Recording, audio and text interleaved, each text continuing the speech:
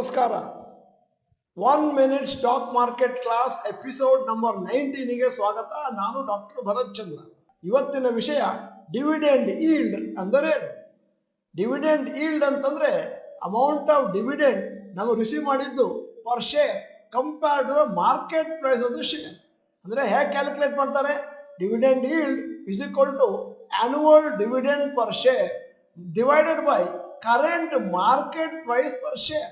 ಸಾಮಾನ್ಯವಾಗಿ ಡಿವಿಡೆಂಡ್ ಅನ್ನು ಡಿಕ್ಲೇರ್ ಮಾಡಬೇಕಾದ್ರೆ 100%, 150%, 400% ಅಂತ ಹೇಳ್ತಾರೆ. ಜನ ತಿಳ್ಕೊಳ್ಳೋದೇನು ಅಂತಂದ್ರೆ ಮಾರ್ಕೆಟ್ ವ್ಯಾಲ್ಯೂಗೆ 400% ಕೊಟ್ಟಿದ್ದಾರೆ. ತಪ್ಪು. ಉದಾಹರಣೆ ಕೊಡ್ತಾ ಇದ್ದೇನೆ.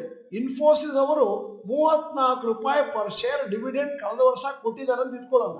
ಸದ್ಯದ ಮಾರ್ಕೆಟ್ ರೇಟ್ 1500 ಅಂತಿದ್ರೆ ಅವಾಗ ಡಿವಿಡೆಂಡ್ ಈಲ್ಡ್ 34 ಡಿವೈಡೆಡ್ ಬೈ 1500, ಅಲ್ಲಿಗೆ 2.2% ಬಂತು. ಸಾಮಾನ್ಯವಾಗಿ ಡಿವಿಡೆಂಡ್ ಈಲ್ಡ್ ಕಂಪನಿಗಳದ್ದು 0.5 to 2% ಇರುತ್ತೆ ಭಾರತದಲ್ಲಿ. ನಮಸ್ಕಾರ.